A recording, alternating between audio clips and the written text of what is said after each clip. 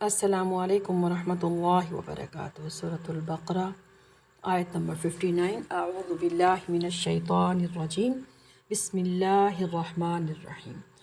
فبدل الذین ظلموا قولا غیر الذی قیل لهم فانزلنا علی الذین ظلموا رجزا من السماء بما كانوا یفسقون۔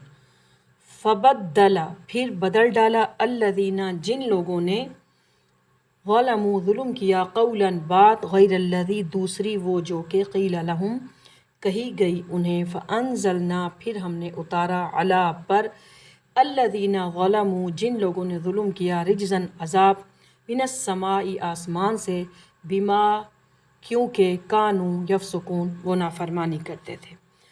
پھر بدل ڈالا ظالموں نے بات کو خلاف اس کے جو ان سے کہی گئی تھی، پھر ہم نے اتارا ظلم کرنے والوں پر ایک بڑا آسمان عذاب سے بسبب اس نافرمانی کے جو انہوں نے کی۔ فبدل الذین ظلموا قولا غیر الذی قیل لہم ان میں سے جو ظالم تھے، بد کردار تھے، انہوں نے ایک اور قول اختیار کر لیا تھا۔ اس قول کی جگہ جو ان سے کہا گیا تھا کہ حتتن حتتن کہتے ہوئے داخل ہونا، لیکن انہوں نے حتتن کے بجائے حنتتن حنتتن کہنا شروع کر دیا۔ اب ایک لفظ کے بدلنے سے معنی بدل جاتے ہیں، یعنی ہمیں تو گیہوں چاہیے۔ اگلے رکوع میں بھی اس بات کی وضاحت ہو جائے گی۔ منو سلوا کھاتے کھاتے بنی اسرائیل کی طبیعتیں بھر گئی تھی، یعنی کہ ان کو اللہ تعالیٰ نے جو رزق دیا جو کہ ان کو بغیر کسی محنت کے مل رہا تھا، وہ ناشکرے لوگ تھے۔ ایک ہی چیز کھا کھا کے وہ اکتا گئے۔ وہ کہہ رہے تھے کہ اب ہمیں زمین کی پیداوار میں سے کوئی چیز کھانے کو ملنی چاہیے۔ اس خواہش کا اظہار ان کی زبانوں پر حنتتن حنتتن کی صورت میں آ گیا۔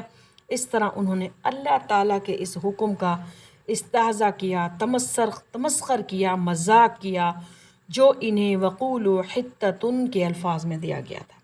اسی طرح شہر میں سجدہ ریز ہوتے ہوتے داخل ہونے کے بجائے انہوں نے اپنے سیڑھیوں پر پھسلنا شروع کیا۔ فَأَنزَلْنَا عَلَى الَّذِينَ ظَلَمُوا رِجْزًا مِّنَ السَّمَاءِ جن ظالموں نے اللہ تعالیٰ کے حکم کا مذاق اڑایا، ان پر آسمان سے ایک بہت بڑا عذاب نازل ہوا۔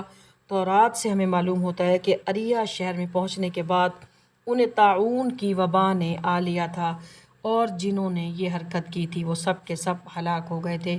بما کانوا یفسقون یہ ان نافرمانیوں اور حکم عدولیوں کی سزا تھی جو وہ کر رہے تھے۔ اللہ پاک ہمیں اپنی نافرمانی سے محفوظ رکھے، آمین یا رب العالمین۔